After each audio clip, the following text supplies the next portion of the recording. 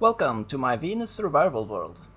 It might not look like it, but this base has been under construction for a very long time. But with good reason. You see, this base is powered by a gas fuel generator.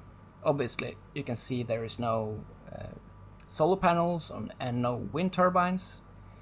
But this isn't standard Venus. First of all, there is no ISIS here. Not at all, and there never has been any ISIS here. And second of all, the atmosphere is only pollutant. And obviously I have no rocket. So how do you get a gas fuel generator running with no usable gases? Well, the base has to create everything it needs by itself. But before we get into the technical stuff, let's do a quick tour. Outside here you can see our landing pad, of course, for trading, and the satellite dish, a weather station and stuff. We have our airlock, a flashing light for storm warning. On this side we have the radiator array for releasing all that energy the base creates. And over here we have the only connection to the outside, and that's the release valve. And as you can tell, it's generating a lot of excess gases that we are just dumping into the air. And lastly, a few more radiators here, which we'll see later what goes to. These are actually not to cool down the base, this is actually to heat some gases, and we'll have a closer look on that. Inside the airlock, we have everything an airlock needs, of course. A battery charger to charge batteries. We have more storm warning, this is a countdown timer.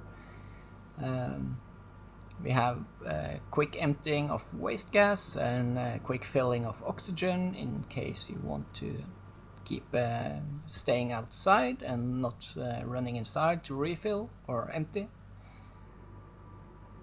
And yeah, that's pretty much the airlock.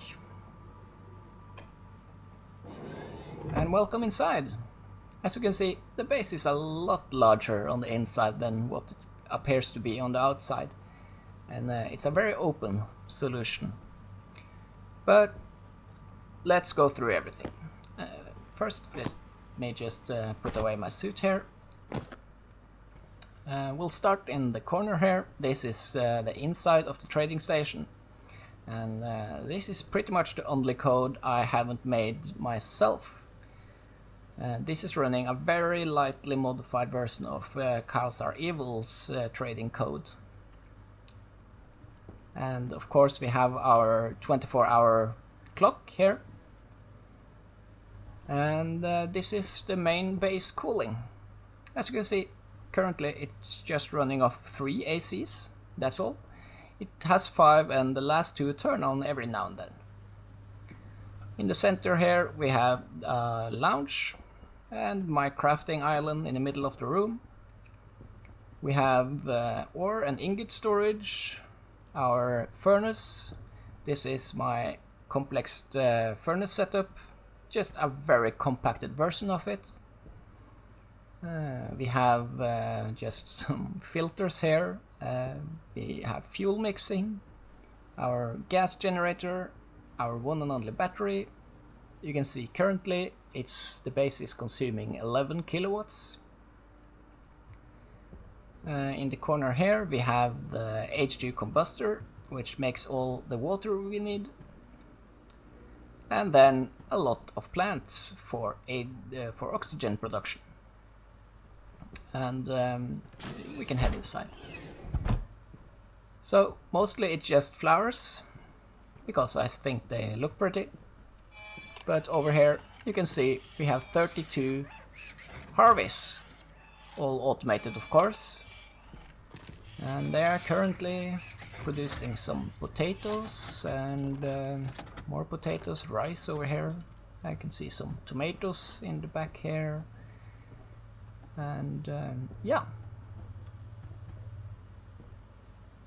Everything here is, of course, automatic. I don't control what is being planted or harvested or anything. That's all managed by a system.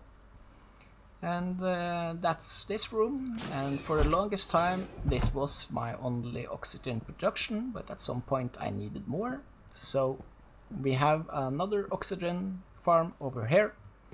It's not very exciting at all. It's just more plants. More flowers to create oxygen for the base. Obviously we have the main storage, just all types of components and pipes and cables in all colors. And then we have this corner. This is my food corner, and we have the automatic oven, of course, and a few more things. And over here we have Carla. Carla is our chicken, and she is very old. She's been living here for a long time as well. She is, of course, automatically fed here, and the eggs are automatically captured and sent into our storage system. And inside here is our storage system, and we'll go inside there, but before we do, we have to take the suit back on because it's very cold in there. So let me just take this on.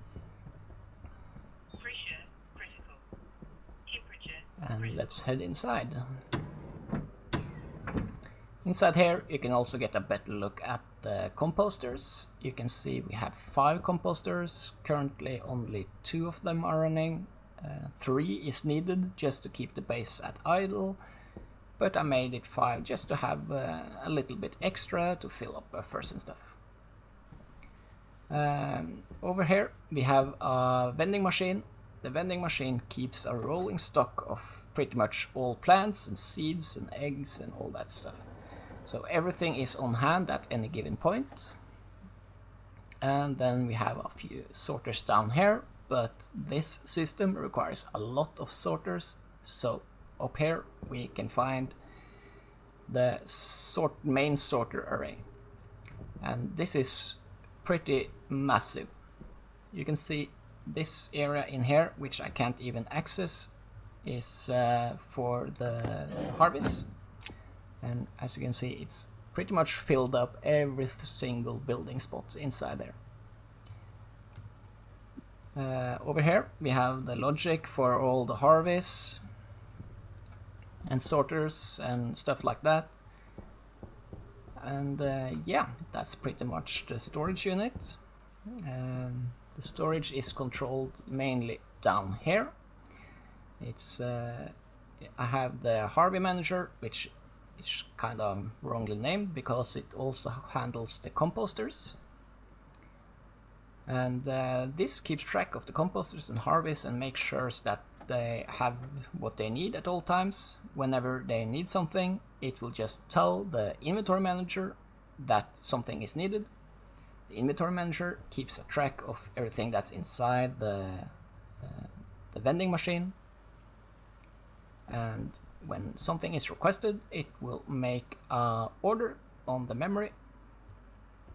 The storage master will then spit out whatever is ordered up and send it into the first sorter, where our router will take over the order and redirect it to wherever it is requested. And that's pretty much the storage unit here. Now I can show you how this works. We have our oven here, and let's try to make up a pumpkin pie. You can see we're missing a few things, but no problem. I'll just hit a button and within a few seconds you can see the display here. It just shows that the system is working on it. Oh, there we got our pumpkins, and in a second we'll also get our egg, I presume. There we go. We didn't get any flour, and that's because I don't have any flour in the system. But no problem, I can order up flours here. I can set how much I want, I can select it with this, and let me order 20 wheat. And 20 wheat should pop out here in any second.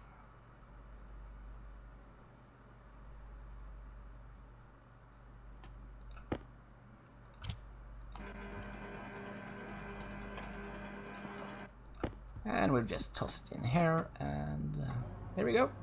Pumpkin pie coming up.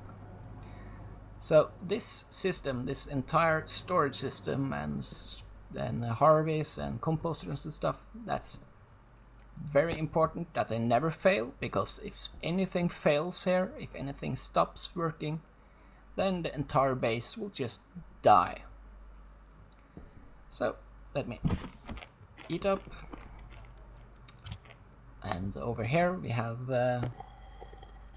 our water, of course, and yeah, we'll stick this in the refrigerator, just the leftover fridge. And this system isn't just limited to food. I can actually use it for pretty much anything. Let me find something here. Let's take 9 pipes and just toss it in there. And I can actually order that pipe back up. If we get our pipe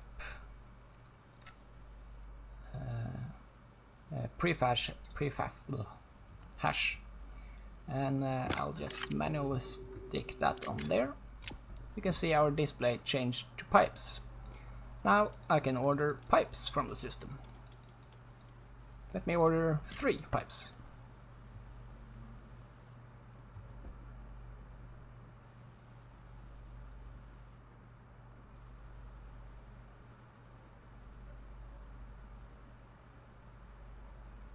And 3 pipes came out. Apparently they also changed color.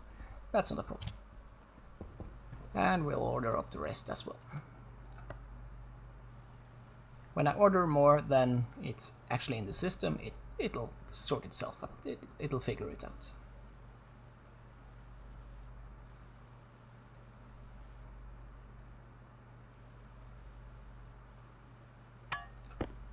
I guess that's the rest of the pipes. So yeah, so the next thing, I guess, is to look at how the system is all connected together. You can see some pipes here and there sticking out, but keep in mind there is nothing hidden in any place. There are no service tunnels, there are nothing built inside frames.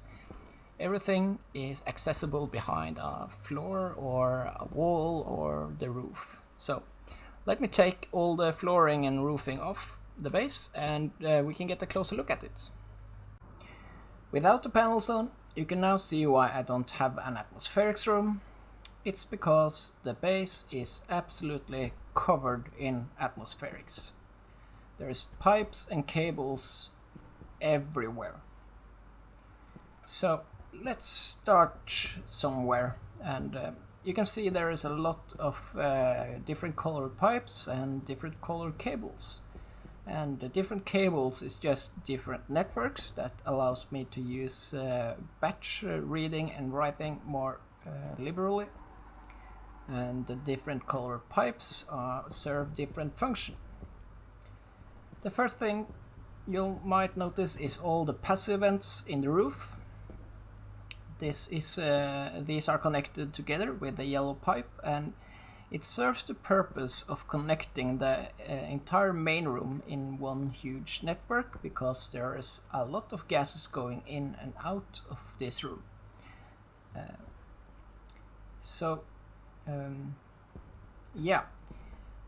We have the blue pipe network here. That's the coolant line, and you can see it's mostly oxygen, more or less the same as the room itself.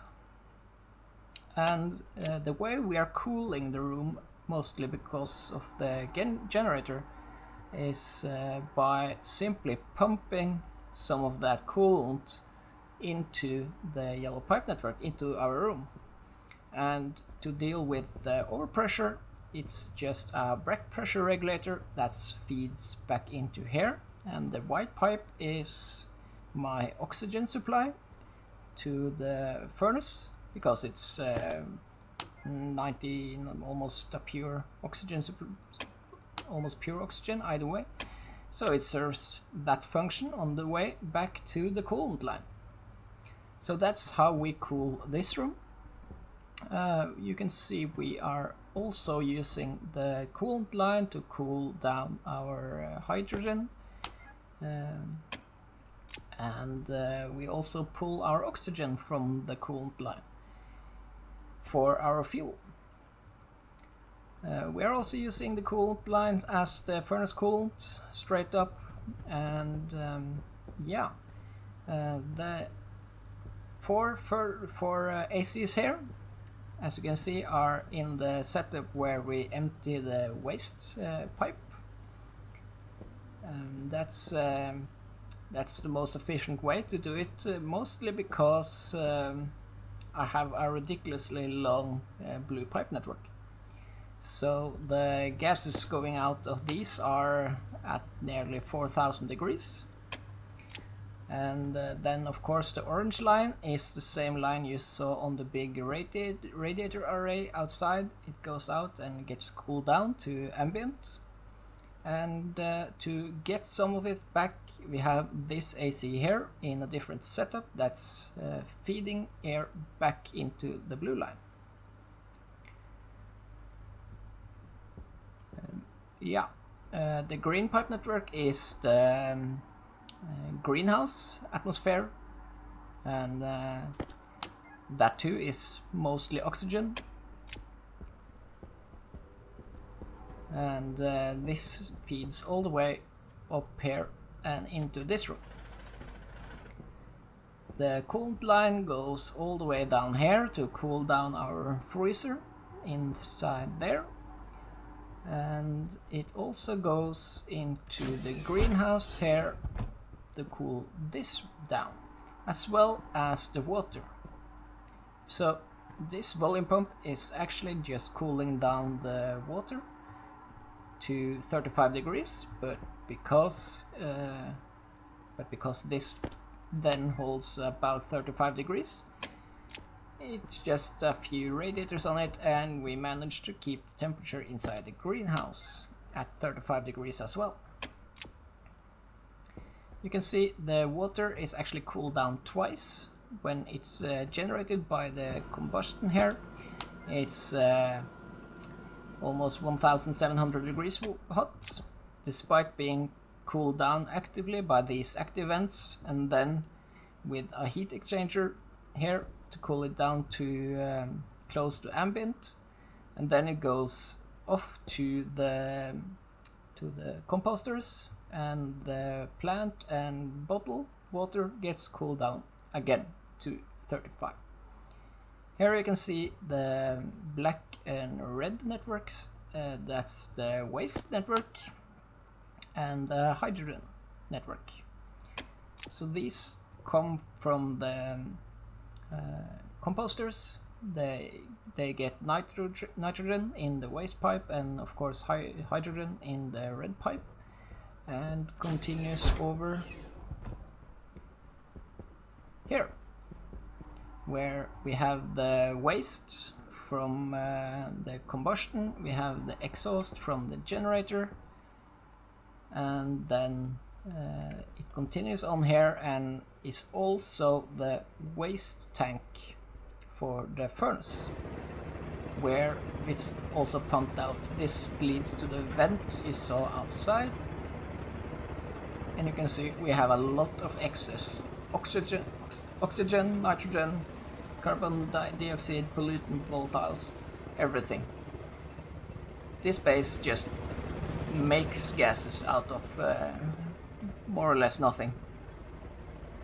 So the hydrogen here, it's a little bit loud here. You can see the generator is generating 95 kilowatts when it's first on.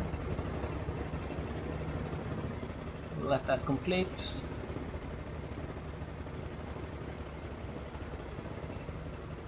It's so noisy. There we go.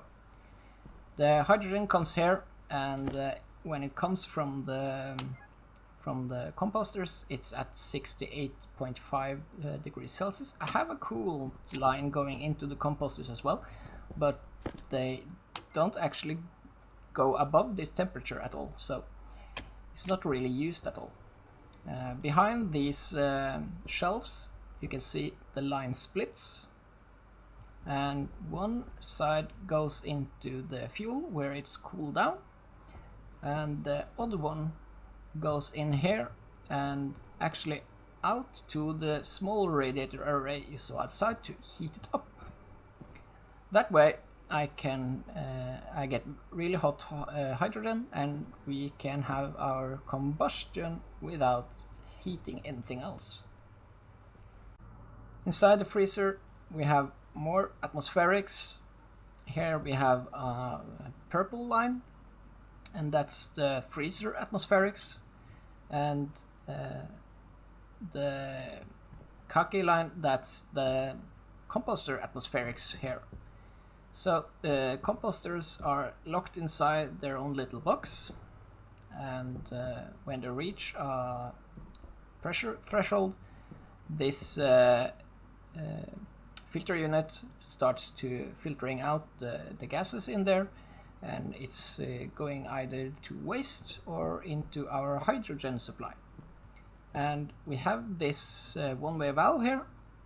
That's because this generates a lot of nitrogen, so by adding a one-way valve before I essentially throw it out, I have a pure nitrogen supply right here, which I can fill up my room with. And you can see there is a little bit of O2 and CO2 in here. Of course, every time I go through the door, a little bit is leaked in, but that's filtered out by this one, which just pushes the CO2 and oxygen back into our coolant line, which is also used to cool down the room through these radiators. And you can see our purple line continues up here.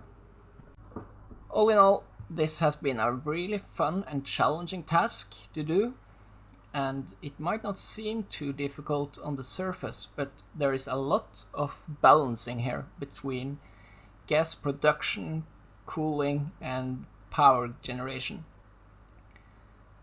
And that's because you can't use power endlessly.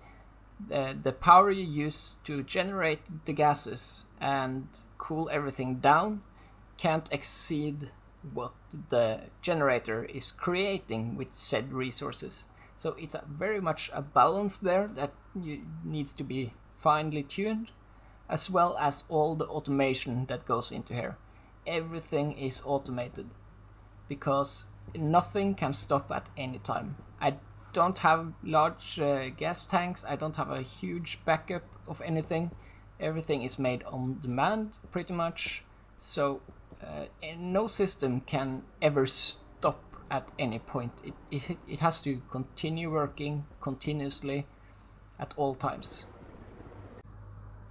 I think I will end the video here, and I guess thanks for watching. Obviously, I will upload the world to the workshop if you want to have a closer look at it and tear it apart, or check out the codes or whatever you feel like.